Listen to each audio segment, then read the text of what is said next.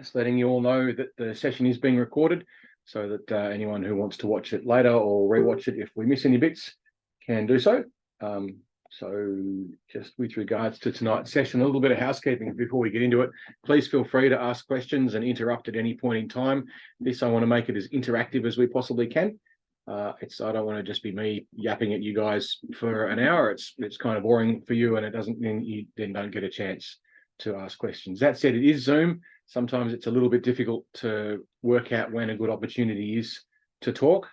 Feel free to just start talking, and I'll stop and we can have a discussion about any part of what we're going through this evening with regards to the rules and safety and so forth. I'm not paying a lot of attention to the chat. You guys can use it if you want to sort of talk amongst yourselves, but I'm not going to get much of a chance to look at it. So you're just making sure that you're aware of that if you're putting stuff on the chat, I probably won't look at it very much, just because I'll be kind of managing other bits and pieces, and it's just me doing this again. This session is being recorded, so that you know. I'm just going to grab our slideshow and get onto that. So by way of introduction, my name's Carl Brewer. I'm the head coach of the iceHQ Adult Development Squad. Some of you will know me, some won't, if you're coming through our development program. So one of the two teams that are associated with that this year, we've got the Tax Tigers and the Jet Speed Jokers. If you're in those teams, then you'll definitely know me by now. I was running the training session, and I'm your coach for this season. But we'll also have people who are attending this seminar from the Southern Lights and also from the Latrobe Griffins, who are also running teams for through this season. And so welcome to you guys as well for coming along and hopefully helping us all to make the season a fun and safer place to be, because hockey does have the risk of injury and so forth, and our fundamental underlying principle is to try and make the game as safe as we possibly can, as well as making sure that it's good fun. So that's who I am. There's quite a lot of you. I think I've got 13 of you so far who are participating, which is great to have you coming along and listening to this, and hopefully asking a few questions as well. We're going to go through slides. As we do, I've got videos and examples of different parts of what we're doing, and quite a few photos. It's sort of a multimedia / mixed media presentation. So hopefully it will illustrate what we're doing. We'll be talking about rules and safety, icing, and a few other bits and pieces as well, which if you haven't played hockey before will be new to you. And if you've watched NHL, it's different at iceHQ, so just so that you're aware of that. First of all, probably the single most important rule to start off with is a stoppage rule. When the referee blows the whistle, the game stops. You don't keep playing the puck. You don't keep digging away at the puck underneath the goaltender. You don't have a shot on the net. You just stop playing and skate away from the puck. If the puck's on the ground, leave it. At the level you guys are playing, don't try and pick the puck up and give it to the referees. Just let them do it. They'll take care of it. You might see NHL players doing fancy stuff, picking the puck up on the end of the stick and handing it or tossing it to refs. At that level, you know, they can do that, but certainly at beginner level, referee blows the whistle, the game stops. No matter what you're doing, you freeze and you don't do anything from there. The game absolutely must cease. Why do you think that's the case? Anyone want to have a guess?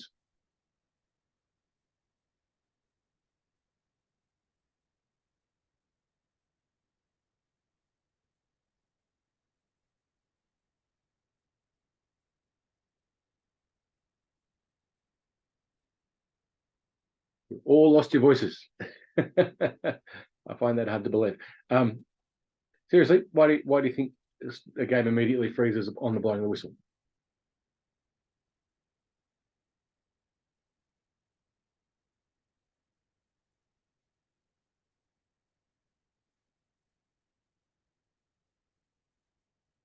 Is it due to safety reason? Yeah, absolutely. But what do you think the safety reason might be? Well, if for whatever reason you play with the puck, then it can hit someone and might whatever. Sorry, didn't know. No, it's a good observation. In particular, goalies. Quite often the game will continue to flow most of the time, but if the puck's caught underneath the goalie and the referee loses sight of where the puck is, they'll blow the whistle to stop the game. Now, you might think you can score a goal by digging away at the puck underneath the goalie, but if they blow the whistle, you stop. Even if you can see the puck and you can see that it's not being blocked, It's absolutely a safety issue. Goalies in particular are very vulnerable. They're on the ground, often lying around when the rest of us are on our feet. We've got these sticks and we're chopping away at a puck, and they're trying to protect it. Imagine if it was you. So absolutely, it's a safety issue. The referees will be very strict on it.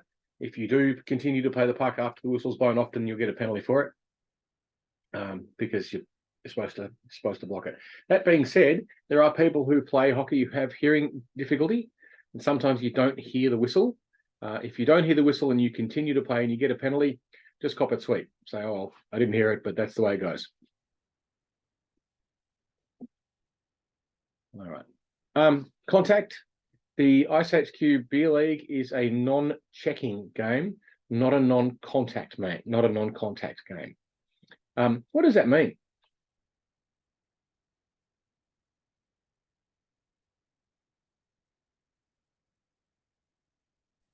Stuff like full on shoving against the boards, or like hard checking, unacceptable, or like not a non-contact like means.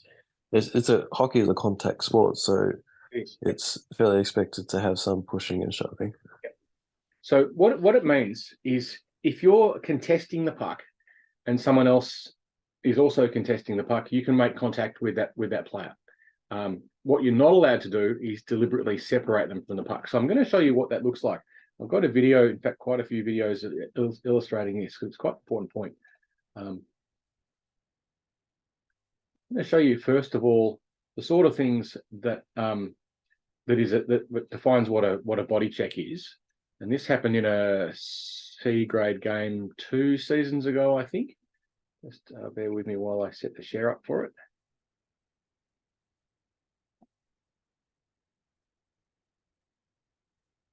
One.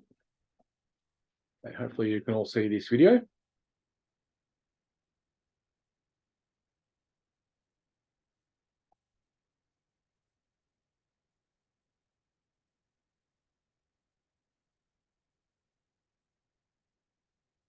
All right, I'll play it again so that you can watch it again.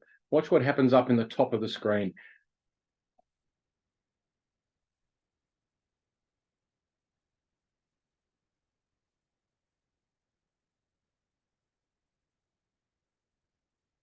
So the player in green who makes the body check there is a lady by the name of Ash, and she's a good friend of mine, and she's famous. I've got her permission to use this video, and she's probably not proud of it. But what has she done to the player in the blue?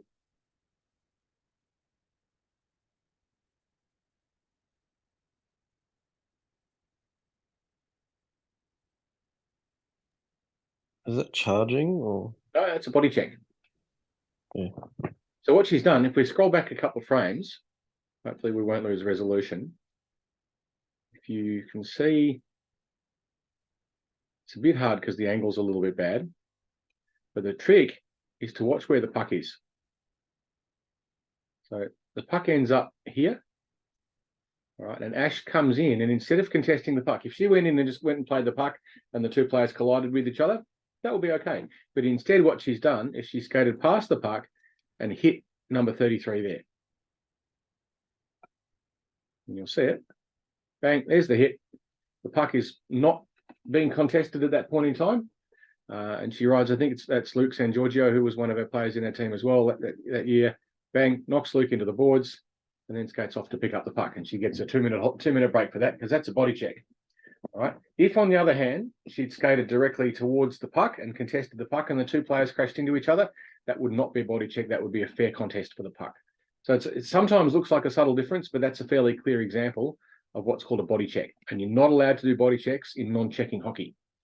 You can collide with other players when you're contesting the puck, but you're not allowed to deliberately push them away from the puck in that context. You have to be contesting the puck. So you have to be stick down on the ice trying to get the puck.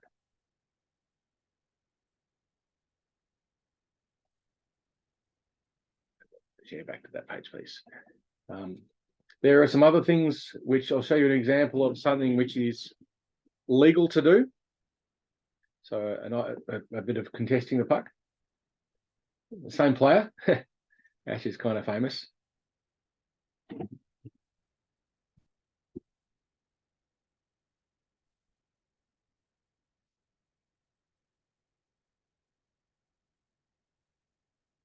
So if you look down here,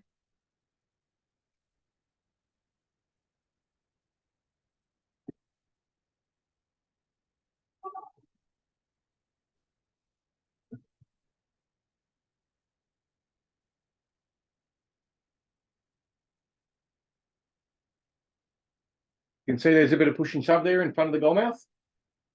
And there's players contesting the puck and crashing into each other all the time. All of those collisions are quite legitimate and quite legal. In particular, if you set up camp in front of the goal net, you can expect a little bit of extra push and shove. You are allowed to push people around in that position a little bit more than on the rest of the ice. That said, we're all beginners in this league and you have to be careful. The sort of push that you can give to someone who's not going to fall over would be okay, but the sort of push you're going to give to someone who you might flatten them and injure them is not okay. So it's a bit of a judgment call in terms of the referees will work out if what they think you're doing is fair or unfair. So it can be a little bit arbitrary. I'll show you another example of that. I've got one where the player gets a pretty decent push in front of the net. This is from a B2 game a season or two ago.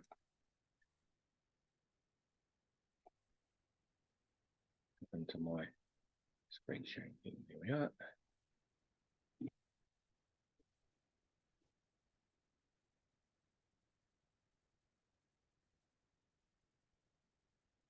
want you to just watch what happens here.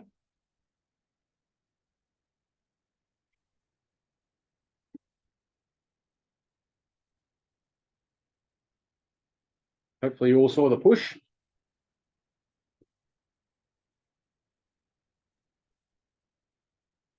That's perfectly legal. It's right in front of a referee. Referee just perfectly legally allowed it to go, which is just as well because I'm the guy that did the push. If you notice, my hands were down low and I pushed down lower on the other player's hips just to drive them forwards out of the way to create a bit of space for myself. It didn't translate into a goal, but you're allowed to do that. If I had flattened him when I pushed him and knocked him over, I would have got a penalty for it. But because I just pushed him out of the way, it was okay. A little bit of a judgment thing. And as you go up through the grades, it can get a little bit more rigorous. In C grade, you want to be a bit careful. But if it's two of you and you're both roughly the same size, you can give each other a pretty decent sort of push as long as you're not trying to knock each other over. That's perfectly all right, as long as you're battling for a bit of position in front of the net. Where people sometimes get a bit upset is they get a push in front of the net and they think, oh, it's non-contact hockey, you're not allowed to touch me, and they get angry and they turn around and start swinging sticks because they don't understand that rule. You are actually allowed a fair battle for position in front of the net. If more players understood that rule, life would be a lot better in some of the higher grades, because there's a lot of guys up there who think, oh, I got pushed, I'm allowed to, the referee didn't do anything about it, I'm going to get cranky, and there's no need for that at all. So there's a difference between a check on someone, which is where you hit them when the puck's not near them, and contesting the puck. And there's also legal push and shove, which I've shown you an example of there as well. So hopefully that will make a little bit of sense. If someone gives you a push in front of the goal net, as long as their hands are down low and it's not a cross check, so holding the stick and sort of trying to whack it against someone's numbers on their jersey or across their face or something, because that's illegal. But if it's down lower on the hips, it's generally okay. Does anyone want any clarification on that one?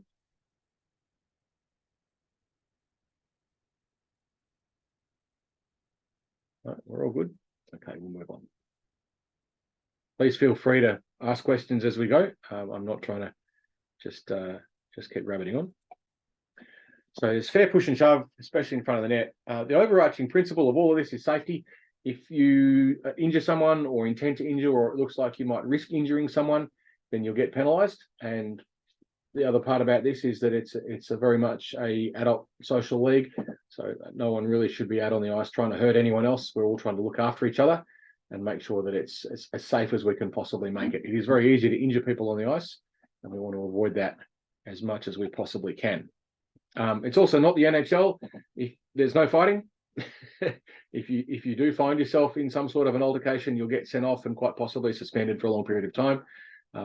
So if something happens to you and you think it should have been dealt with by the referees and it wasn't, if you're on my team, come and talk to me about it. If you're on one of the other teams, talk to your coach about it. Don't escalate it on the ice. Do not escalate it on the ice, because you will do time and you'll probably find yourself suspended for a long period.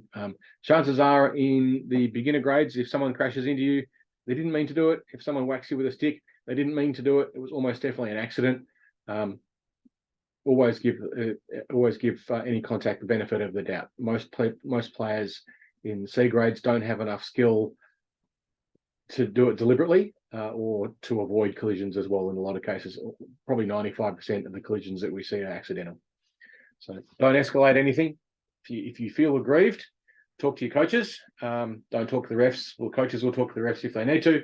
The refs may occasionally talk to you about something. Quite often the referees will explain things to you, like, I'm doing this because. Listen to them, nod, smile. They saw what they saw. Referees decide what is reality in a game of hockey. So off the ice, what's a beer league?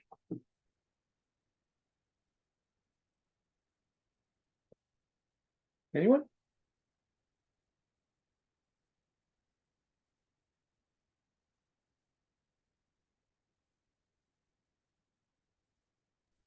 Because you get a beer at the end of the match. Doesn't have to be a beer.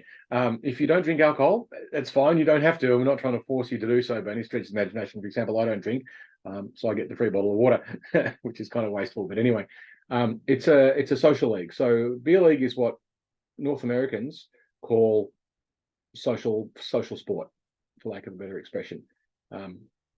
So the idea is behind a beer league that you play a game of sport and then you socialise with the team you just played against afterwards. And we do that at iceHQ up in the bar. Every player gets a free drink at the end of each game. Doesn't have to be alcoholic. We're not trying to turn you into drunks or anything. But you get a free drink at the end of each game, which is kind of nice. And you can go upstairs in the bar and debrief with your team and the team you just played against and socialise together. And that's quite a good part of it. If you go up to the bar and there's no one there to serve you drinks, do not help yourself. Don't reach over the bar and say, "Oh, that's my drink. I can just get it. I'm going to pour my own beer from the tap or whatever."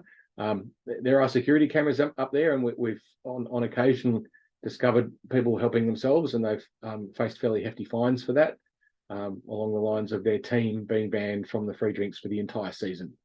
Don't do it, because you'll get caught, and it's stealing. Wait till there's staff in the bar to look after you. All right. Additionally, off-ice things, the car park is an extension of the rink and the bar. So please don't go out into the car park with a bunch of beers or whatever and party on in the car park. There's a good reason for that. We've got the rink is in an area which is residential. Okay, there's a big football field, cricket oval on one side, but there's also an old people's home and a bunch of residential houses. And we need to stay on good terms with our neighbours. We're trying to get a grandstand built for future games with a grandstand in the rink, and to do that we need council approval. And if you've ever worked with councils, you'll know that you need to be absolutely squeaky clean, no complaints, no nothing, if you want anything done through a council. So we need to be absolutely on our best behaviour and not disruptive to our neighbours, to give them the opportunity to create any complaints. Because if we do get complaints from the council, it makes it much harder for us to maintain the facility and upgrade the facility, which we would love to do. Late games, additionally, quite often games will finish, around midnight or so. We'd like you to, when you drive home, to go continue down Blake Street, which is the street that runs out the front of the rink, which has the football fields and the rugby field on one side, rather than turning left down towards Northland. So we want you to go down past there first, so that we're not disturbing the very noise sensitive area where there's some residential houses which are right next to the rink. In their defence, a lot of people might say, "Oh, they moved in next to a rink, they should just expect it and put up with it." That's not a fair argument in this case, because the rink only started making a lot of noise in the last 2 or 3 years, and those houses have been there before that. So we're trying to be considerate to people who have moved in with a legitimate thought of being a reasonably peaceful and quiet place at night, and then there's noises and flashing lights and cars and loud exhausts and people carrying on, which we want to make sure we minimise that again, so we keep a good relationship with our neighbours. It's pretty important to us.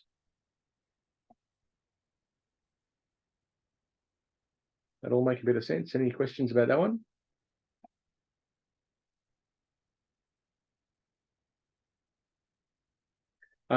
More about contact. If you want to read what the actual rule is, it's from the International Ice Hockey Federation Rule 101.1. There is a rule book which you can download and read. You don't have to, but it's not a bad idea if you're insomniac, you can't get any sleep. Have a read through the rule book, it'll put you to sleep. It's pretty boring. But it is worth reading through some sections of it, and in particular, the main rule that we play under, which defines the difference between full contact and non-checking hockey, is this. It's called the women's rule, and it defines what an illegal hit is. So I'm not going to read that out to you. You can read that on your own time. But the basic idea is if you're contesting the puck, it's okay. If you're only contesting the player and not the puck, it's not okay. So two players skating towards each other, skating beside each other, trying to get in position to play the puck. If they collide, that's okay.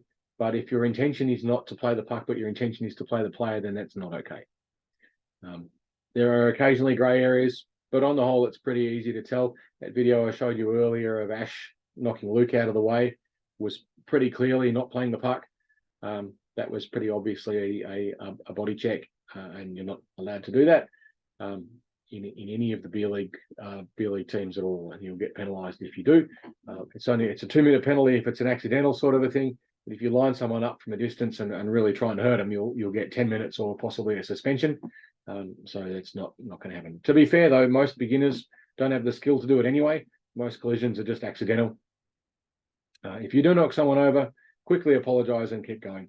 If they're hurt, then the game will stop. The referee will blow the whistle, we freeze, and the injury gets dealt with. But you can have a read through. You can read through the rules. You're not allowed to give. You don't have to give way to someone. You're allowed to hold your ground. Is an important rule. So in basketball, for example, I don't know if the rules changed or not. Anyone here play basketball? Has played basketball? Knows what basketball is?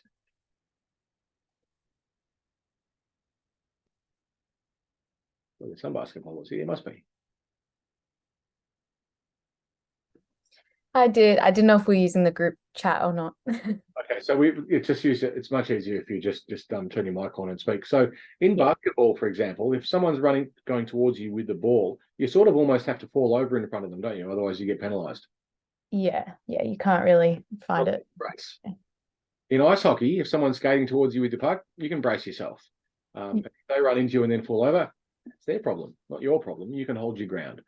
You don't have to get out of their way. You don't have to let yourself be knocked over by them. You can absolutely hold your ground. That said, you can't step into them. So that's the difference between what would then be interference or just holding your ground. That's particularly relevant in front of the goal net. In front of the goal net, when someone might be skating through with the puck, you can stand still if they run to you and fall over. Oh well, they probably shouldn't have. They had head up. They might not have done it. They might have seen where they were going. But beginners always skate with their heads down anyway. And we'll look at some examples of that in a minute where people have managed to get themselves hurt. But you're allowed to hold your ground, absolutely. So unlike basketball in that context. Thank you, Brittany. What else have we got? Interference, no shepherding. Who's seen shepherding in football? What is shepherding?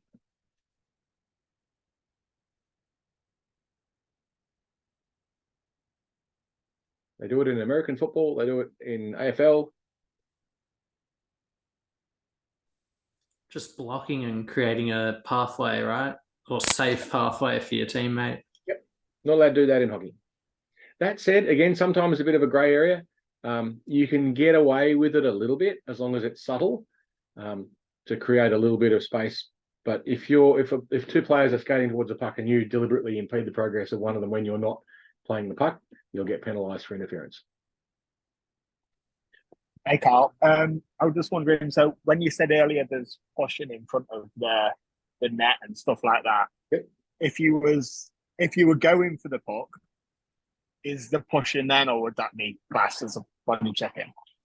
Sorry, can you state that bit again? I missed the last part. So if I was going towards the puck, nowhere near the net, yep, and we were both what do you call it, like fighting for the puck, yep. Are you allowed? Is the pushing a little bit then, or is it only pushing at the net? basically. Generally only at the net. You can put your body in the way of someone else if you're both contesting the puck. So Yeah. Have you played field hockey? No, but no, I know what you mean. Like, if I'm gonna physically do a body check, then that's obviously not right. But like, if I can put my arm in front of you, kind of thing, and like try and hold you back. Not so much arms, although again, it's a little bit subtle sometimes when there are some maneuvers when you can extend your arm a little bit.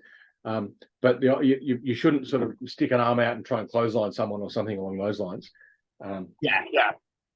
The underlying principle is if you're playing the puck, it's almost anything goes. If you're not playing the puck, it's either checking or interference. Yeah. All right. So, But if you've got the stick in the puck and you're trying to get it, and with your other hand, you're maybe giving the other player a little bit of a shove down low or something or other. Yeah, maybe, but I'd like to see you try. Yeah. I know what you mean. Yeah. We fall over. But I mean, there are instances where they happen. There's a particular maneuver you can do, which we'll teach you as part of our program at some point, where you skate along holding the stick out on a backhand, and then you have your other hand sort of across in front of you, pushing the other player away to create a little bit of space to turn around. It's quite a common maneuver, and that's basically what I meant. Yeah. You can kind of hold them off with it. That's what I mean. Yeah. I can like hold you off, but I can't give you a good on shove. Like, exactly. I'll wait to see you do it. All right, sweet. Yeah, sounds good. Thank you, mate. Check this one out. Yeah. He fell over. But anyway, there'll be a lot of falling over. There always is in C grade, and that's one of the things that we're all like, oh, they're doing these amazing. Oh, it's C grade, they all fell over. Yeah. It's just as fun falling over. You kind of get used to it. We'll laugh with you about it, and it's all like, oh yeah, I fell over. It happens. As long as no one gets hurt, that's really the fundamental thing. Is we don't want injuries. Where were we? Interference. Okay, equipment. Now this is an interesting one. If you break a stick, the requirement is that you drop it. Immediately drop a broken stick. It seems kind of weird, really. Why wouldn't you take it over to the bench and get rid of it, or keep playing, or whatever? You can keep playing. You just keep playing without a stick. You're a bit limited in what you can do. You can kick a puck and you can catch a puck. And in the defensive zone, you can throw a puck. But most of the time, if you catch it, you've got to immediately either bat it away or drop it straight away. You can't sort of grab hold of it and carry it like in a game of rugby. But if your stick breaks, you drop the stick straight away. I'll show you an example of that. This is from a Ducks game. Any of you get to any of the Ducks games when they were on? Support his team after being in the penalty box for that. I'll just show you this video. Any of you know who Michael McMahon is? It's okay not to. My favorite defenseman. He's pretty sturdy, isn't he? He's coaching the Wednesday night program too, which will be a great opportunity for you guys to meet him. He'll be there running that. So I'm just going to show you this video.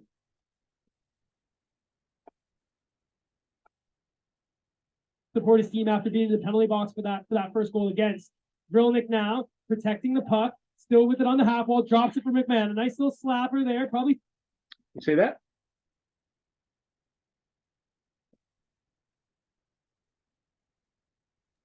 No.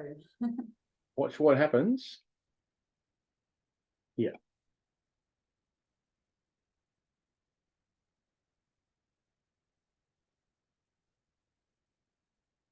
With it on the half wall, drop. Oh, stick broke. What does Michael do? Dropped it. Immediately drops the broken stick. Okay, so if you break a stick, drop it immediately. If it sort of cracks and flops around a little bit, you might not necessarily notice straight away, but as soon as you notice it, drop it. It's a safety thing. A broken stick becomes a spear. Spear bad. In this context, spear very bad. So it's absolutely a safety thing. And if the stick is lying on the ice, the referee hasn't picked it up yet, just skate around it. Do your best to ignore it. Try not to trip over it. But ignore it. You've got quite a lot of ice space. The likelihood of tripping over a broken stick is fairly low. The likelihood too of breaking a stick in C grade is also very low. Sticks are pretty strong these days, much stronger than they were when we had the old timber ones back in the old days. They're much, much stronger, the composite sticks. And if you're whacking out big slap shots like Michael McMahon can do, there's a chance you might break one. But it's pretty rare. In the 5 or 6 years I've been playing at iceHQ, I've not broken a single stick. I've had some wear out, but I haven't broken any. I've only seen in games 1 or 2. So it's pretty unusual to happen. But if you do break a stick, immediately drop it. What you can do is you can pick up another one from one of your teammates. If you watch what Michael does here, it's actually pretty clever. There's a lot of really good things in this video, but I'm not going to dwell on them too much because we use it later in some of our training videos. Why is that not clearing? That's better. So Michael McMahon drops the stick, Over there, probably stand on drops it out a of bit, camera, allow drops out of camera, Slot but to he's get it. now Chip picked up another stick. That's him again, right? And he's got a stick now, that up for Ivan. But a nice poke check there by Davis. and he goes and picked up another stick and gets straight back into the game because one of his teammates, as he skated past the bench, has just held out a stick for him, and he's grabbed it as he's skating past and kept going with a new stick. Well, with someone else's stick anyway. So that's perfectly legal to do. You're not supposed to pass sticks between each other on the ice. Bit of a grey area. If a goalie drops a stick, leave it. Just leave it on the ice. If it's your goalie, you might, and it's moved away from them, you can sort of slide it back to them with your stick. But that's about the limits of what you should do. Certainly don't try and pick it up. Just leave it on the ice. And if one of your opponents drops a stick, oh well, they should have hung on to it tighter. They play without a stick until they manage to pick it up themselves. Don't help people picking up their sticks for them. And certainly don't flick their sticks away. If an opponent drops a stick on the ice, don't be tempted to go, oh, look, there's my opponent's stick. I'm going to make their life a lot harder for them and flick it away because you get penalised for that, and rightfully so. That's very bad sportsmanship. Helmets all have to be ice hockey specific. You can't wear a lacrosse helmet. You can't wear a cricket helmet. It's got to be an actual ice hockey helmet. And it's supposed to be worn. All helmets have to have it as a minimum a visor. And the visor is supposed to go down to the tip of your nose at the least. Now, with visors, we don't recommend we use visors. We recommend that you wear a full cage or a goldfish bowl, but it's up to you. And in iceHQ, the rule is the same for women and men. If you're playing Ice Hockey Victoria, women are always required to wear a full face cage, whereas men can wear a visor or not. We don't think that's a particularly fair rule. If you want to wear a visor and you're female, we think that's your right to do so. And so at iceHQ, we don't say girls can do one thing and boys can do the other. It's the same rule for both. You don't have to, female players don't have to wear full cages. That said, certainly in C grade, it's not a bad idea to wear a full cage. Players flick their sticks up all the time, not necessarily aware of the fact that they do it. And I can tell you, getting a stick in the face, not very nice. I've still got all my teeth, but I've had a few whacks, and it's pretty unpleasant. And players don't mean it or don't mean it. It doesn't really matter.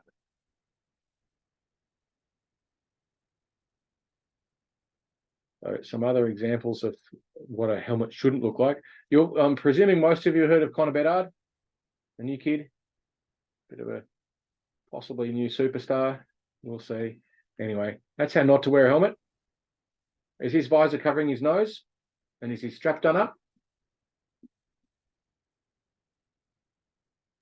This was the first thing I noticed when he stepped on. I was just like, he's not even wearing it. Wear your gear properly. Someone's going to iron you up. I think that's during a warm-up. So the NHL guys are a bit casual during their warm-ups, and some of them still do warm-ups without helmets on at all. But if you're going to wear it properly. Anyway, it's going to be interesting to see how his first season pans out. But that's how not to wear it. I think he wears it like that all the time. In every photo, he's got it like that. Going to be interesting to see how that pans out for him.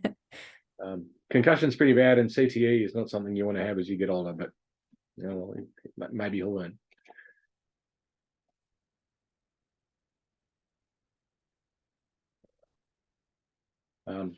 If you are going to use a visor or not a full face cage, wear a mouth guard. It won't necessarily armor-proof your teeth entirely, but it's better than nothing. See how Hayden Dawes is wearing his in that picture at the bottom, with it kind of hanging out of his mouth like a half-eaten piece of chewing gum. It's not very effective like that. If you're going to do that, why bother with a mouth guard at all? Wear it properly.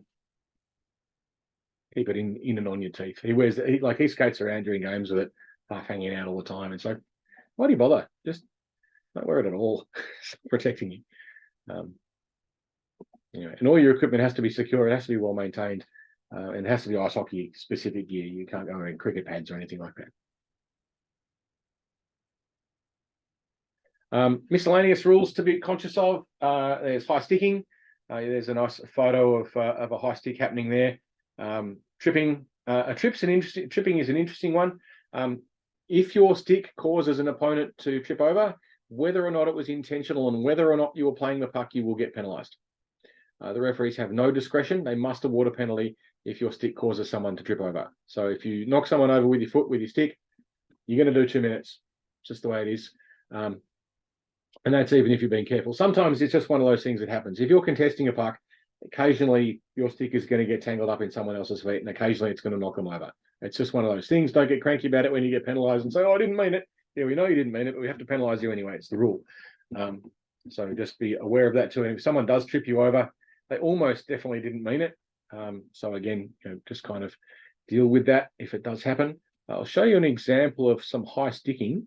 And there's some bad habits that some people who develop. I'm sure some of you have heard 2 hands on the stick all the time. Has anyone heard that?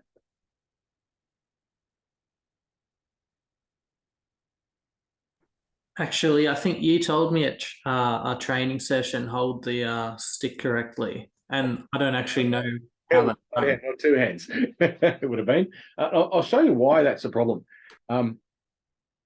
There's a thing called pitchforking. I'll show you an example of what pitchforking looks like, because it's important to know what it is. You can see why it's such a problem. I've got a video here from one of the Women's Pro League games. We'll just have a quick look at it. I've kind of highlighted it here, and you'll see, watch what happens with the blade of the stick when you skate with both hands on the stick, trying to move quickly.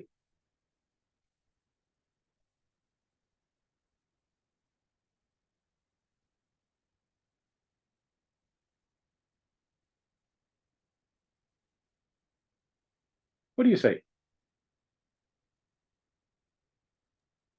You're sort of losing control of actually where your blade is facing. Yep, absolutely. What's happening in that particular case? It's just swinging around a whole bunch. Yeah, Side- and it's up high too, isn't it? Yeah, So if you think about it, if you watch the Snipers player who is, I'll just put him into frame, 26, I think that is. How close is that stick getting? Pretty close, isn't it? Now, 20 for the Snipers, if she had a wax 26, she wouldn't have meant it, but it could still happen. So you want to keep your hands down, and when you skate along, one hand on the stick blade on the ice as much as possible. So if you are going to skate with 2 hands on the stick all the time, and there are some people who do, keep that stick blade on the ice all the time. It's safe, much safer. You don't have a stick waving around in the air to whack someone, because that's not a good day. I'll show you an example of what that looks like when it's done well. Where are we? Oh, I grabbed that video and stuck it here. Did I? Oh no, I organised all the stuff and now I haven't. Hang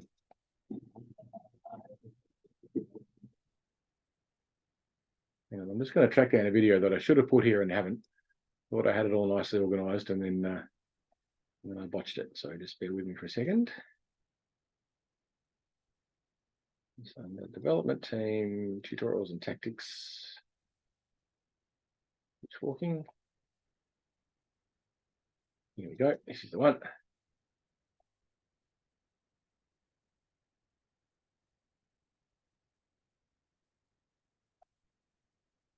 Back to me Zoom. Where are you? After a while, the screen gets so messy with Zoom stuff, it just ends up all over the place, and then it becomes almost impossible to find where it's put the link. I'm trying to share something with you, and it's making life difficult. There it is, down the bottom there.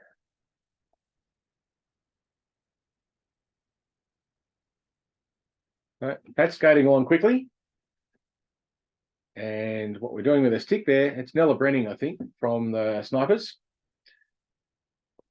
And you can see there that as she skates along, the stick blade is staying down on the ice. And she's going pretty quick. And the stick blade is down on the ice, so she's got good arm movement. Gets some speed going, but keeps the stick blade down on the ice. Much safer. Do that. Don't do the pitchforking thing. In C grade, we have a special rule, and that revolves around diving. So, for example, you're skating along and someone's got away from you and they've got the puck and you think, I'll dive and reach out and try and put my stick in front of them to try and impede their progress. It's legal in B grade and higher and in most forms of hockey as long as you don't trip your opponent. But in C grade, we made it illegal across the board. So in C grade, you're not allowed to deliberately leave your feet on the ice. You're allowed to shot block, so you're allowed to drop down onto one knee, but you're not allowed to dive to try and get to the puck. It's a pretty important safety thing. Most people in C grade level, when they dive, they essentially turn into a human bowling ball. It's quite dangerous, and we don't want collisions and people getting knocked over. And I'll show you some examples of just exactly why that is such an important thing, because you can imagine what could go wrong. Show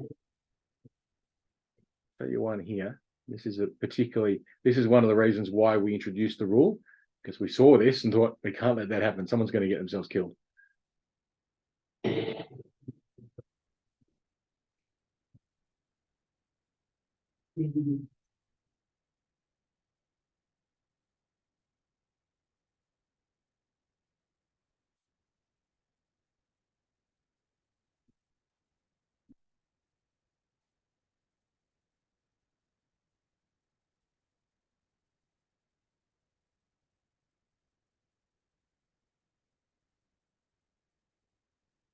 If that had have happened earlier on in the game, the player in the green would have probably gone headfirst into the boards at the end of the rink.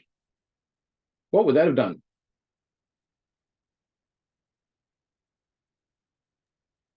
Snapped his neck clean enough. Bad day. Really bad day. It's an incredibly dangerous thing to do.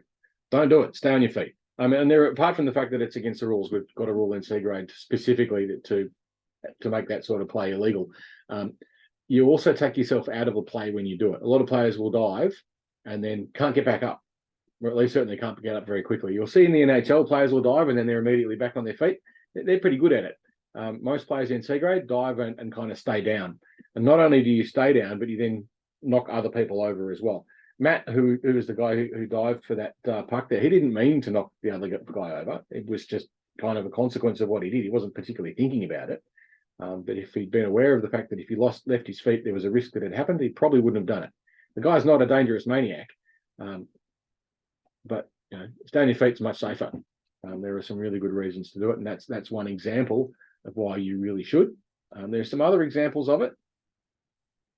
The right one here. So I'm going to show you a few different videos of it so you can get a good idea of what it looks like.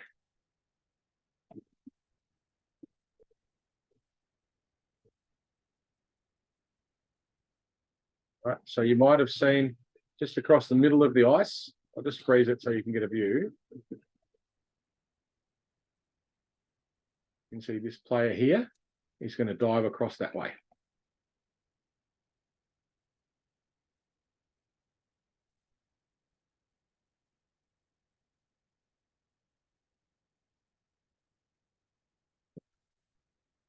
Sorry, it's silly.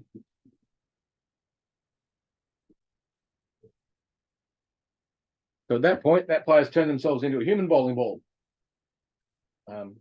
risking number 17, who's kind of following along. Luckily managed to get out of the way, but could quite well have been knocked over by that as well. Knock their feet out from underneath them. People can get pretty badly hurt. In that instance, they got away with it, but it's still a bad thing to do. We don't want that happening. I think this is another example of it. That might be just about it for the dives. Let's bear with it for a sec. This is another example of it.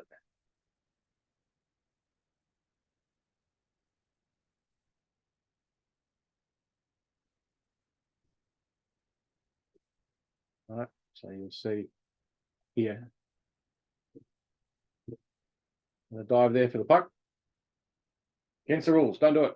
Stay on your feet. Luckily, there was no one in the way to get skittled and knocked over. But that's a really good way to hurt someone. Not only risk hurting yourself, but also risk hurting your opposition. And we want to avoid that at all costs.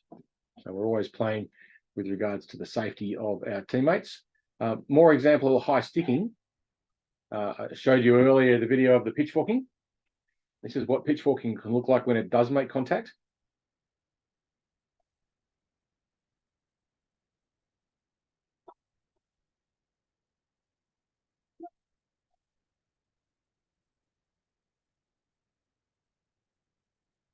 About the pixelation on the video, but if you look up there, I'll just roll it back a few frames. You can see what happens. So if you saw the stick blade go up there and clock Lisa Mack in the face, guy didn't mean to do it. He had two hands on the stick and overbalanced a little bit. Stick blade comes up, player skating along behind them, cops a stick in the face. Didn't mean it. Still shouldn't have happened. And it's dangerous. Okay, so keep those sticks on the ice.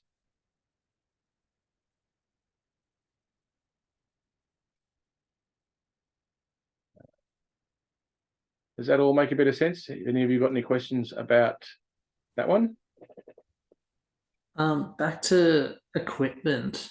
Are we able to use wooden sticks, or is there any reason for or against? You can use wooden sticks. I wouldn't suggest it though. It's if you're a big strong guy, wooden sticks aren't so bad. But if you're like a junior or a kid, or I'm going to make a gross sexist generalization, or a girl, the wooden sticks are too heavy. They're fine to play with, but they're too heavy. And if you're trying to use a wooden stick with one hand, unless you've got pretty decent forearms, you're really going to struggle. So yes, you can use them. They're legal. My suggestion would be probably not a good idea though, simply because they're too hard to control because they're so heavy. But they're cheap. And I get it. It's a cost thing. My general idea with sticks is try and get the lightest stick you can afford for games.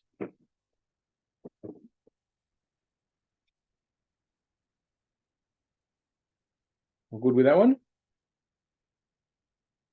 So another one to be conscious of. I know we're kind of dragging down on this, but this is important stuff. Too many players. You can have 6 players on the ice if you stuff your changes up.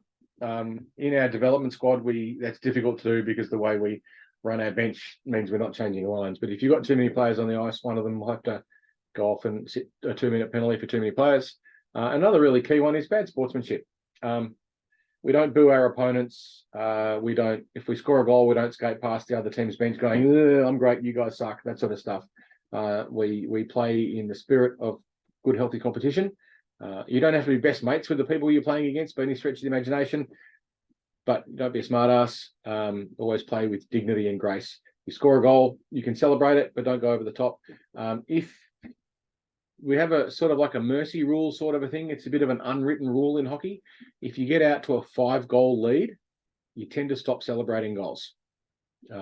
Just because at that point it's become a bit of a mismatch and you're not trying to rub it in the nose of your opposition. So 5-goal lead is generally where you stop celebrating goals and it just becomes, oh yeah, we scored another one. We'll just keep kind of playing hockey. You can't get rid of a scoreboard. It's not like, sort of junior sport where you pretend the scoreboard doesn't exist. But once you get a 5-goal lead, you tend to water it right down. It's a bit of a hockey cultural thing. But generally playing is to be good sports. It's supposed to be fun, and we're trying to respect the dignity of the people we're playing against, who are doing the best they possibly can, whether or not we're beating them 10-0 or they're beating us 10-0, because it's going to happen to you at some point. You'll be on a team that's winning by lots. Sometimes you'll be on a team that's losing by lots, and both of them are opportunities to be good sports people. So try and always play with that in mind.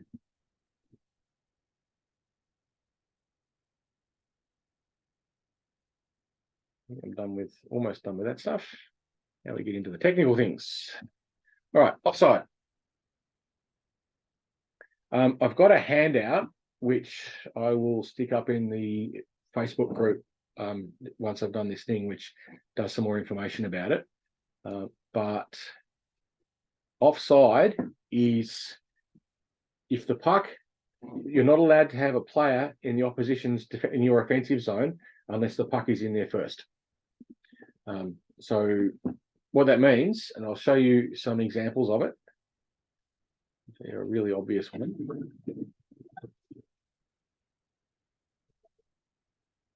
I think this is the really obvious one anyway. Come on, Zoom, don't make my life difficult. There we go. All right, so the puck's come up to the blue line. Got a player in the blue's got it, but unfortunately for them, it gets past them. So if the puck has come out of the offensive zone, hopefully you can all see the puck down here. What that means is all of the players in blue have to come out of the offensive zone, so come out past this blue line before anyone wearing blue can go back in.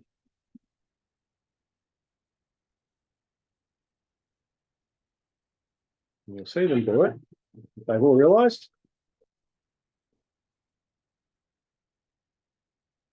Right, so see how they all skated out before any of them went back in? They did that quite nicely. The other team's killing a penalty at that time, which is what makes it so obvious. There wasn't much pressure on them. But that's an example of how to deal with an offside. So if the puck comes out of the offensive zone and you're in the offensive zone, you have to leave it before anyone can go back in. One way to remember it is if you're in the offensive zone and you hear the word yelled out offside, guess what?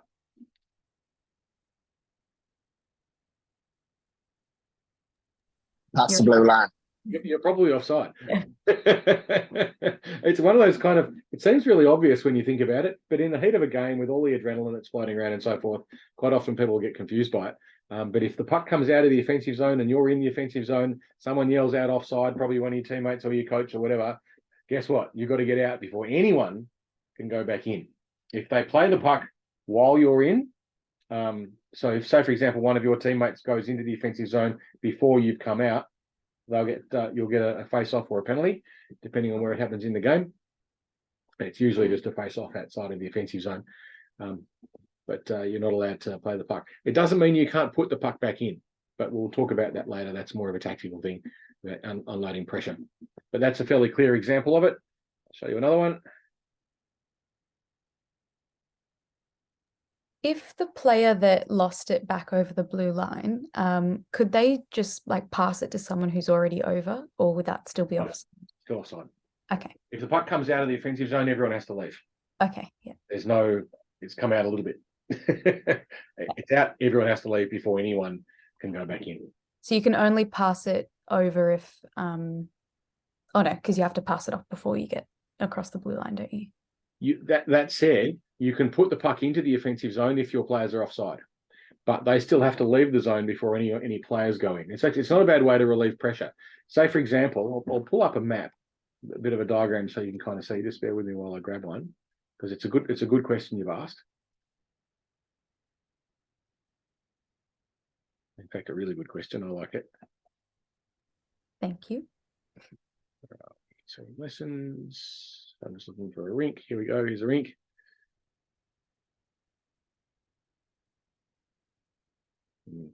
Share screen again. There we go. Here we go. Here we have a rink. I'm just going to rotate it so we can kind of see what's going on. Say we're playing left to right. All right. And so you're going in that direction. You're attacking this goal. And you've got a bunch of players in here. And the puck has come out to, say, there. And you've got one of your defensive players is here and has the puck. If that's the situation, all of these players have to leave the zone. Sorry, I'm trying to draw an arrow with a very poor drawing tool. But anyway, all of those players have to leave the zone. But this player can dump the puck in there before these players have left. The players all still have to go out before any player can go in, but the puck can go in. Does that make sense, Brittany? Yeah, so you can just shoot it to keep it in your zone. Yeah, absolutely. Why you might want to do that, there's a really good reason for it. And it's something that certainly I'll teach you if you're coming through our program, is if this player is under pressure. So say, for example, you've got an opponent coming up here to put pressure on you. Right? You might think, oh, I can't put the puck in because all my players will be offside, so I'm going to stand here with the puck, and then that player coming to put pressure on you, steals it, goes off down here, creates the best scoring opportunity there is, which is an odd player rush, goes in and scores a goal against you. Oh, that wasn't what we meant it to happen. What you can do there is you can relieve pressure by just dumping the puck in. Yeah. Takes the pressure off you. Okay, you're giving the puck away, but you're getting rid of that pressure. Does everyone have to have crossed back over the blue line for anyone to touch the puck? That's correct, yes. Everyone has to leave before anyone is allowed to go in. So all of these players who are offside, all must leave the zone before anyone can go in. Yeah, all right. So for as long as one of your players is offside, no one's allowed in. But once that one player's right, everyone else can go in. So you might be, I'll just get rid of all this mess that I've made. You might be sitting here, right, and one of your players is offside.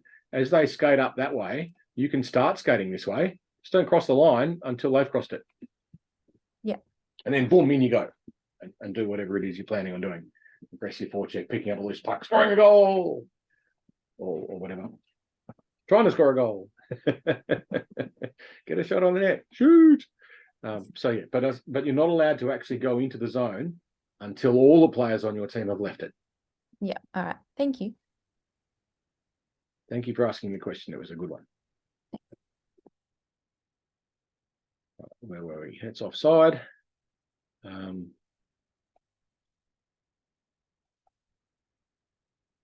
what I was doing. There's another example of that here. We're going on about offside a lot because it's a very common one for new players to get caught on. Here's another example of it. So this is something similar happening. The green team is attacking and the puck has just left their zone. So an example of what's just happened, up here, you can see that the blue team has run the puck around and cleared the zone. The puck's actually come out. So green still has this player in the zone. What does he have to do? Get out. Yeah, he's got to get out of the zone before anyone from green can go in. So if we have a look up here in this top right-hand part of the screen, watch what actually happens.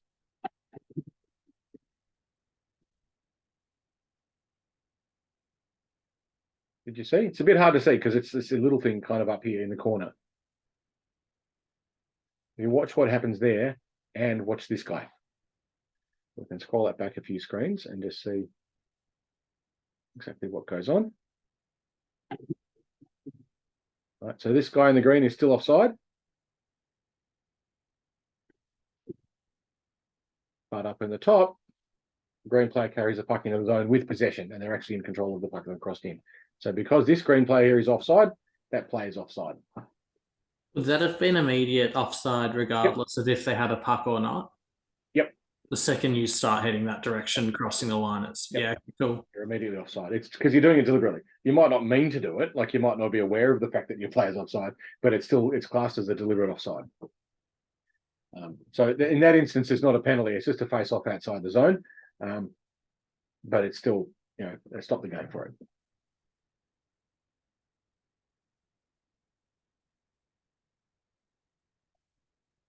Let's see what happens.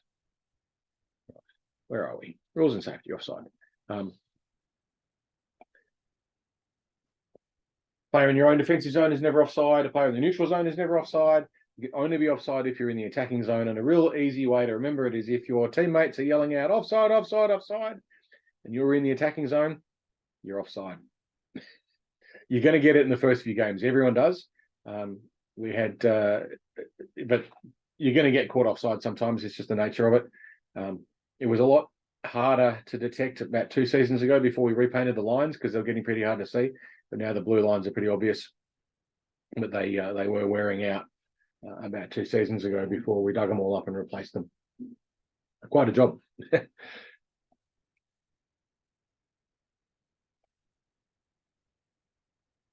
All right, so that's offside. The other one is icing.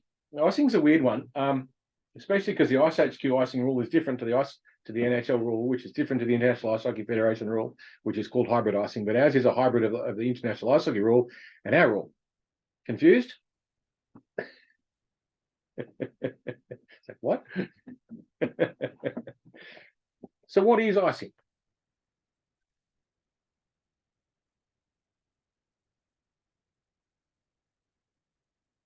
a little animation here which tries to explain it.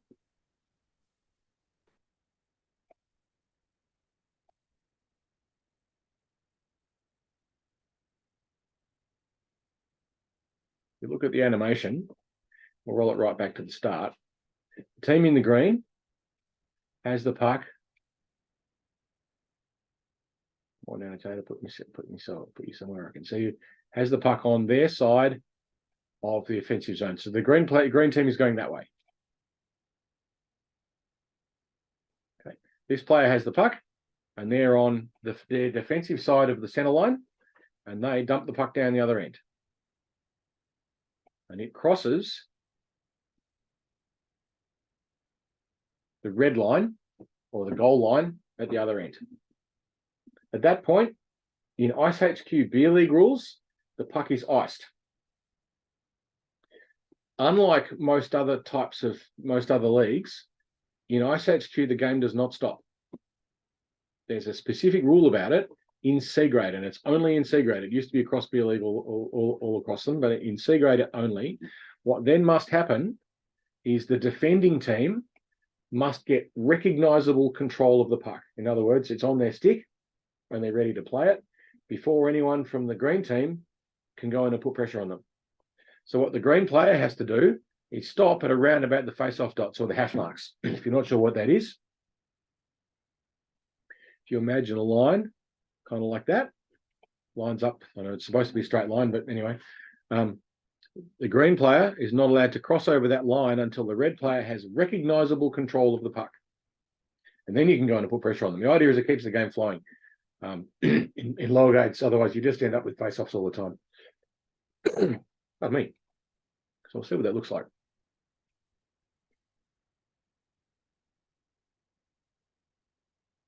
What happened to my video? See how the green player stopped? The red player's gone back and got control of the puck.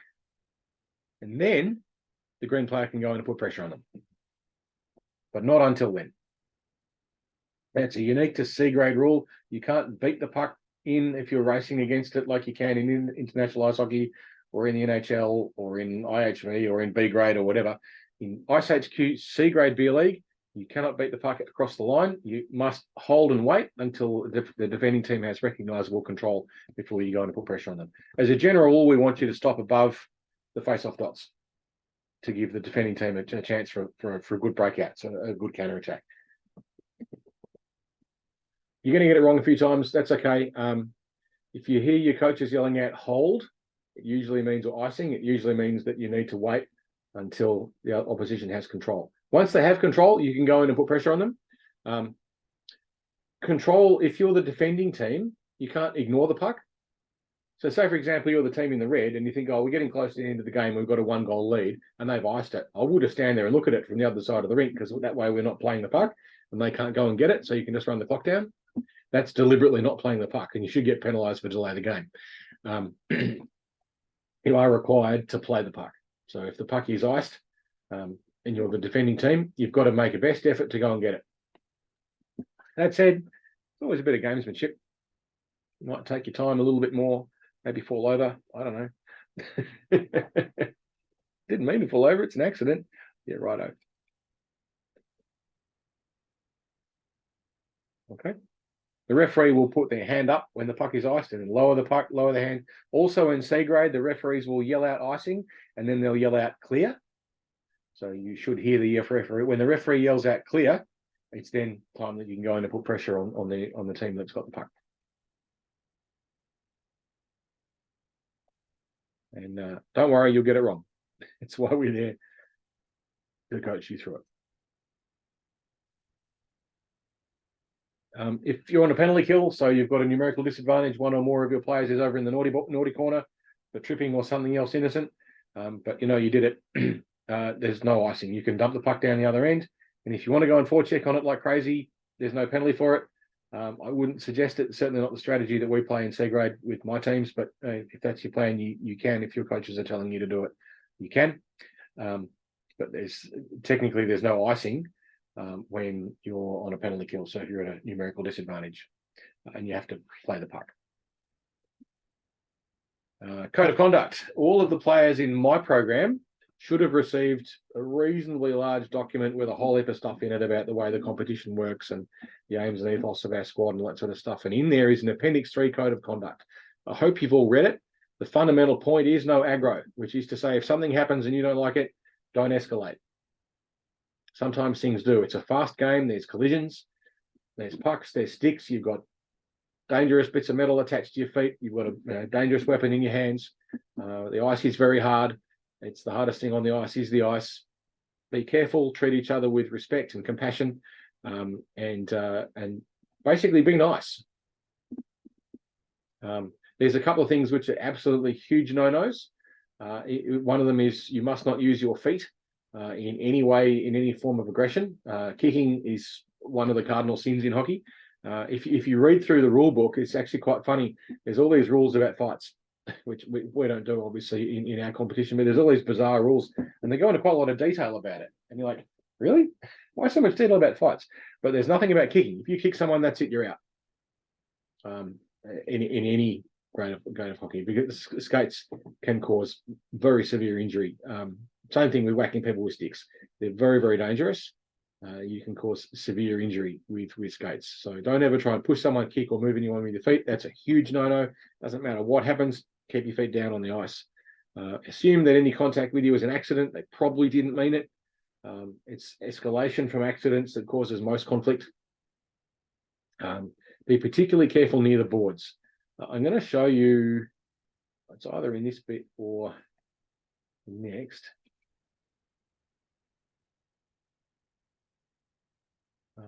I'm going to show you what happens when things can escalate a little bit. It looks like we were talking early about a fair contest for the puck, and then how players can get cranky without really understanding the rules. So we're going to have a look at that. If you look on this area here of the video, you'll see what happens.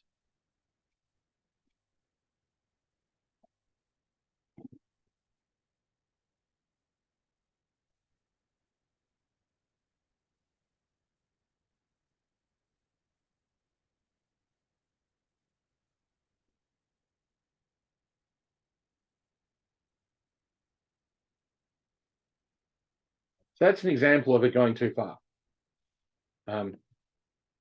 It started off as a reasonably fair contest for the puck. You've got two players skating along. There's the puck in contention. There's your forearm coming out and pushing. A little bit of loss of balance, but they're still contesting the puck. That's still pretty fair play at that point. And then kind of escalates a little bit there and turns into what is no longer a contest for the puck. If you continue to contest the puck, that's okay. But if, on the other hand, you escalate it, it's not okay. It doesn't matter who does it. You're both going to do time. Something else, and this is something that that coaches need to be aware of as well. This is one that's quite entertaining. Trying to keep our senses of humour about this. There's a couple of coaches having a disagreement. It'll be something to watch. There's 2 more games between these teams this season. We'll come back to Noah now. Look at this. Boudreaux comes over and was taking the house down. Yeah.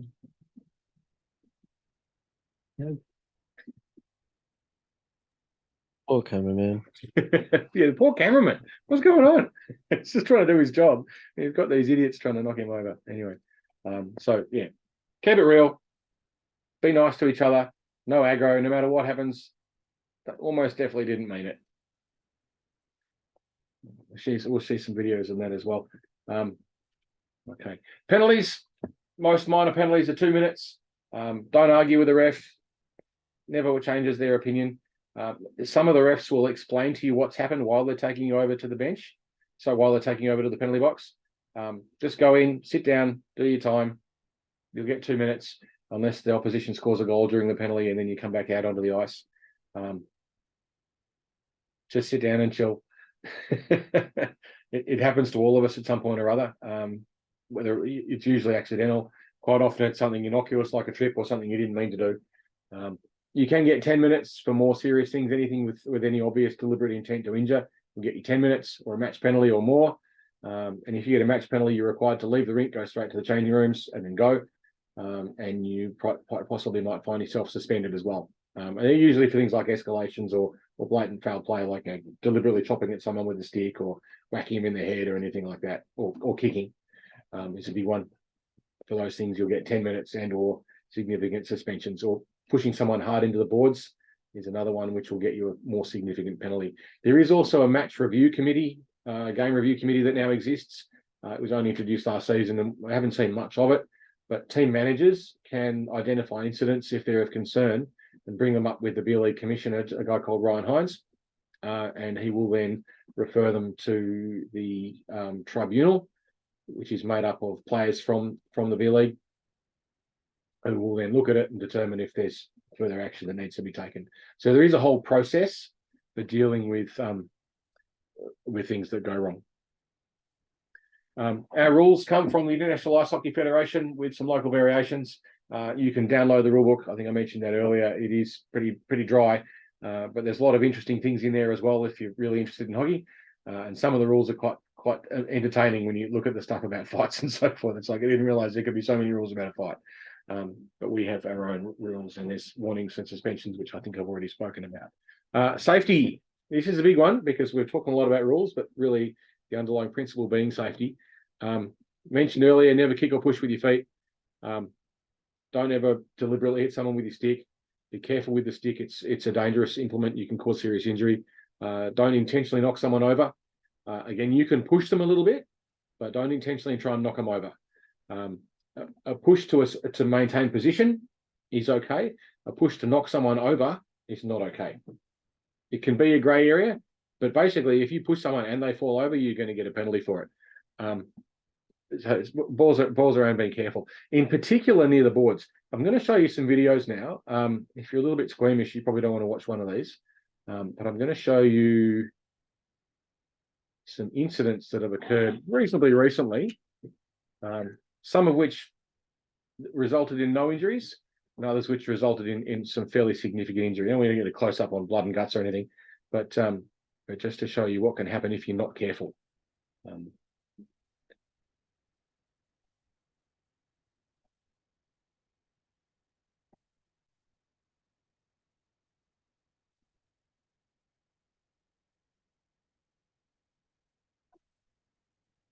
want you to watch what happens. The player in the white coming up behind the player in the blue.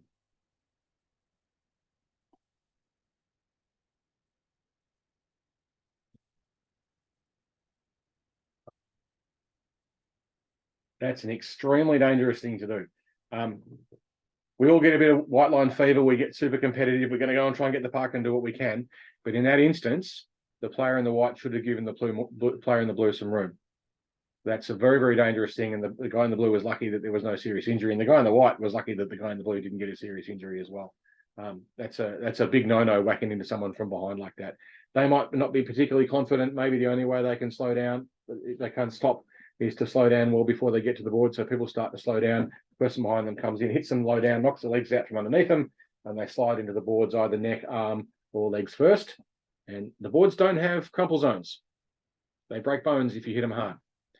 So be particularly mindful. That was the player in the white should have backed off and given the player in the blue some room. Give them room to move. Play nice.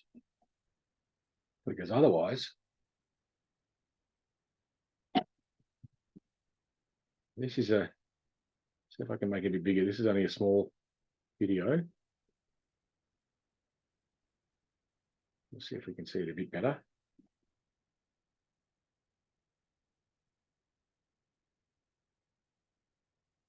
You look up in the top screen. So we're looking this area here. What you can do, see how I'm just going to scroll back a little bit. We're going to watch this player in the blue when she turns. Okay. Just looking at that, did she look like she was particularly comfortable on her skates?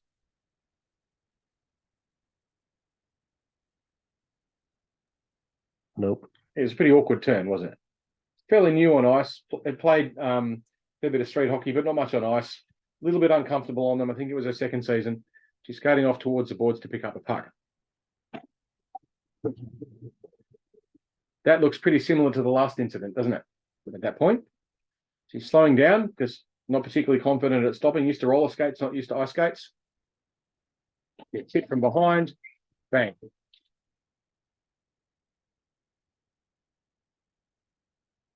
That resulted in a broken tibia and fibula and surgery to put the leg back together and about 9 months of not being able to play hockey and then going into a hospital for surgery during COVID.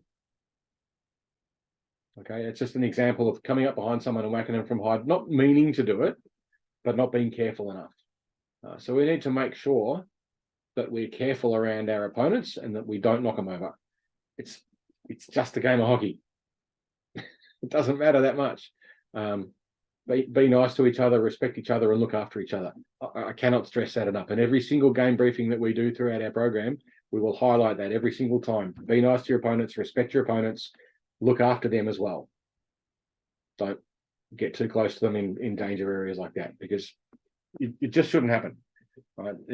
We all get competitive, we all get adrenaline, we all get hyped up, and we want to be as competitive as we can, and I want to win the game. But it's a recreational game of hockey. Everyone's got to go to work tomorrow. Be nice to each other. Another example, this happened just a couple of days ago.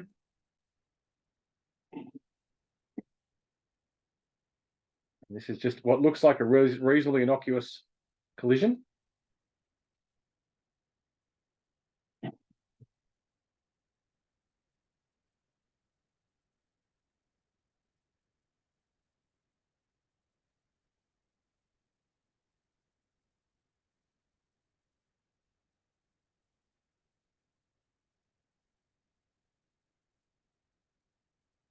Doesn't look like much, does it? That was the first game of the season. It was. Doesn't look like much at all. Did the exact same as me. Well, that's what happened. That's a broken humerus, and that's not very funny. Try and avoid knocking people over, because you never know what you might break. That's Nikki's forearm. She came through our program last season. That was her first game in C1. She just moved up from C2 to C1. A fairly unfortunate collision. I don't think anyone necessarily meant it, but they could have been a little bit more careful. You can't eliminate the risk of injury, but you can do your best to try and manage it as best as possible. And that's really what we're trying to do. Just so be nice around each other and don't knock anyone over by, like it'll happen sometimes. You're going to knock people over, but do not do it deliberately. And as much as possible, try and avoid it. I think there was also a fractured rib not the same game, but 2 games just before that may have not been reported. It happens. You get collisions. It's much more common in the lower grades than the high grades, because in high grades we tend to stand up a lot more because we can skate better. Like when you guys try and knock me over, good luck. But and another part of it too is the protective gear.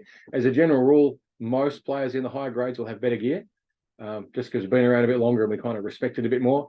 Quite often when you're starting out, you're trying to cobble all these bits and pieces all over the place, and maybe your elbow guards don't have quite as much impact protection, and like elbows are probably the big ones for protecting your humerus because they've got a bit more shock absorption in them, stuff like that. Like the shorts have a bit more padding in them, so you're less likely to break a coccyx and that sort of thing. Again, it's pretty unlikely, but it does happen. I just want to show you that we really want to manage those collisions and make sure that we're certainly not deliberately trying to knock anyone over. And as much as possible, we're trying not to knock anyone over at all, just because the consequences of it are just too great.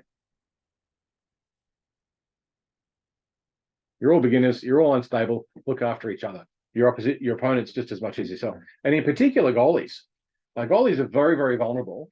They have to dive down to get on the puck. They're exposed. If you skate over the top of a goalie, you could cause a pretty major injury. So be careful. Always imagine that the goalie on the ground is your goalie, even if it's at the other end. Just imagine it's a goalie. One day that goalie is probably going to be on my team because goalies rotate around all the time. Always be nice to goalies. And there's another reason that goalies tend to be a bit crazy. You don't want to upset them. If anyone's seen the Malarchuk documentary as well. The which one, sorry? Clint Malarchuk, when he was a goalie and he caught a blade to his neck in a game. Sprung a leg? Pardon? Sprung a leg? NHL. Yeah, no, sprung a leg. Oh, sprung league. Yeah. Sorry, I thought you said some other league. Yeah, it's like goalies. The goalies need everyone to protect them. They're not just their teammates, but also their opponents. The goalie's on the ground. Give them room. It's not that important. It's just a puck. Your goal is not that important. I don't care if you're down 4-3 in the last 30 seconds of a tiebreak of it, like a grand final. It's not that important. Not important enough to risk an injury. Where are we? Nearly done. Good habits. We've already spoken about pitchforking. Don't do it. Keep the stick on the ice all the time. Not only is pitchforking dangerous, but also slows you down. Stay on your feet. We know in C grade there's a rule about it, but it's just generally good practice anyway. Doing a big hero dive. Don't do it. Stay on your feet. You stay in the game. Take care, especially near the boards when you're skating up behind someone. Again, we've just looked at 2 good examples of why you need to be particularly careful about that. Keep the gate closed. So when the gate opens and shuts during the game when we're changing, as soon as you've got off the ice, if there's no one there to close it for you, close the gate. An open gate is an invitation for someone to crash into it and hurt themselves. The closed gate is much safer. Look up. What do I mean by that?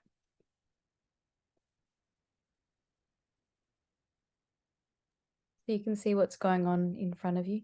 Yeah, you certainly can. I'm going to show you an example of what happens when you don't look up. And this unfortunately resulted in a pretty nasty concussion. And if you look at it, you'll kind of see why it happened. Well, watch this twice so you can kind of see it. The first time, just kind of get a picture of what's happening.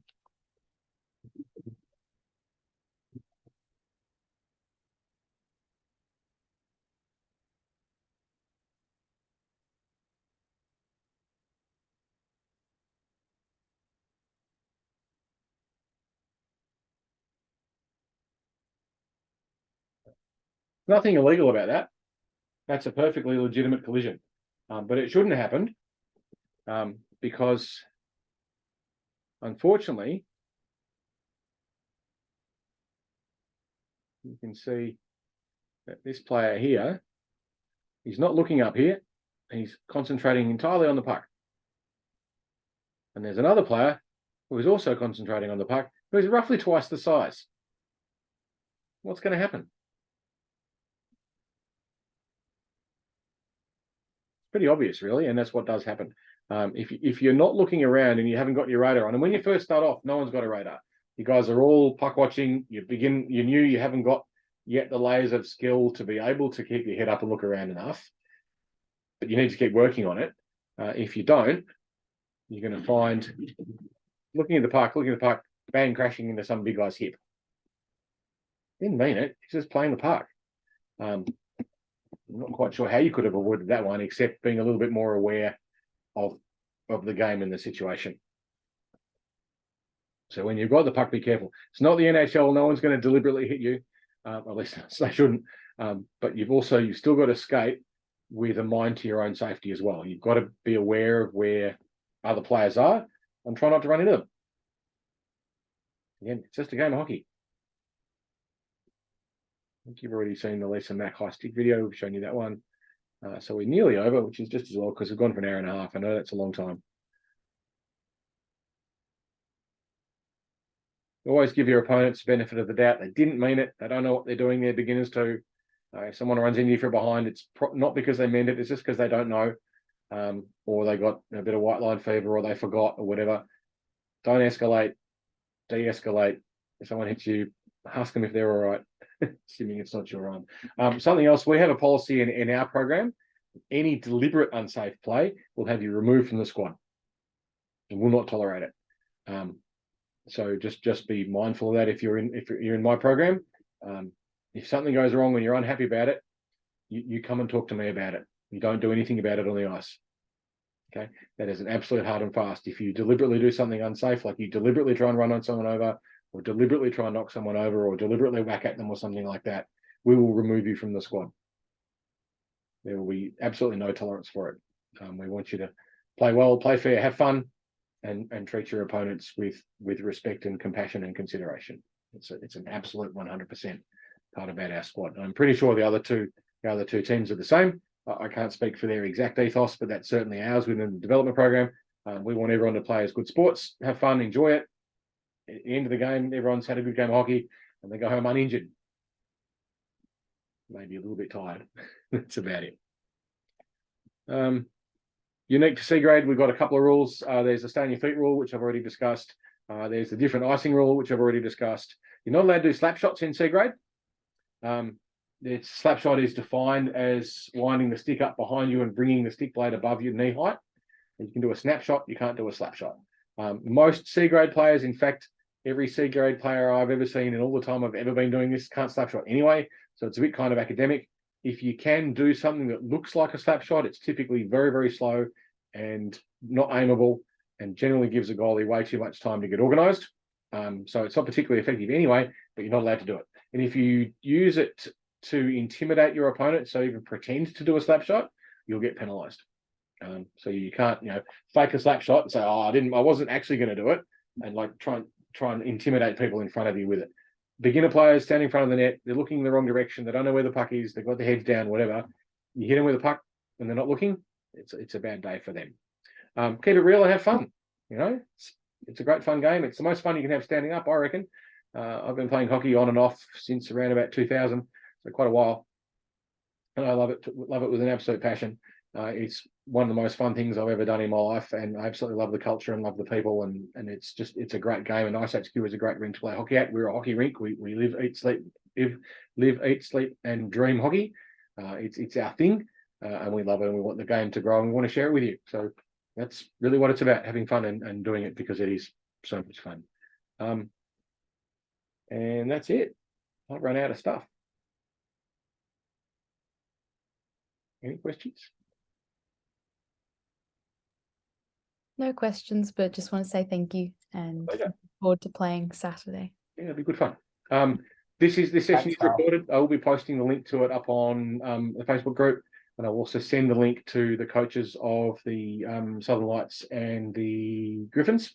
So Bron, who I think is coaching, I'm not sure who's coaching their C2 team this season. It might be Bron, and I think Simon Moore is coaching the Southern Lights, but that may have changed this season. I'm not sure, but they'll get a copy of this video as well, so you can review it if you want. I will put the documents about icing and offside in the Facebook group, so you can see that as well. And that's it. So 9:30, I stole 90 minutes of your lives, and hopefully it was useful. And we'll see you on Saturday for game 1 of the season. We've got the jerseys. They look really good. The colours pop. They're amazingly good. You kind of look at them on the computer and think, "Oh, that looks pretty good," and then you see them for real, and like, "Oh, wow." There's some pretty good looking jerseys. Anyway, see you guys on Saturday. Make sure you sign in a bench up. For the guys in our squad, we will be having another Zoom session on Thursday, which will be a short and sharp one. It's just procedural stuff for how to deal with the game on Saturday, where to go, some basics about sort of logistics and so forth, what time to get to the rink and that sort of thing. But I'll post out the link for that if I haven't already. I'm not sure, on Wednesday and Thursday. So if you're in the development program in my teams, so the Jokers or the Tigers, you'll want to get that one. Again, it will be recorded, so if you can't watch it at the time, you can always watch it later, and I'll keep it short and sharp. Thanks everyone for doing this with me tonight. We do it because hopefully it makes a difference, and we'll see you on Saturday for the first round. Have a great week. Thanks, Carl. Thanks, Carl. Thanks, Are Carl. you the coach for Thank you, development Carl. squad tomorrow night as well? No, not tomorrow. Okay. Michael McMahon's running the program this season, so you'll get to meet him. Awesome. Wonderful. All right. Thanks, Eves. Okay, good night, everyone.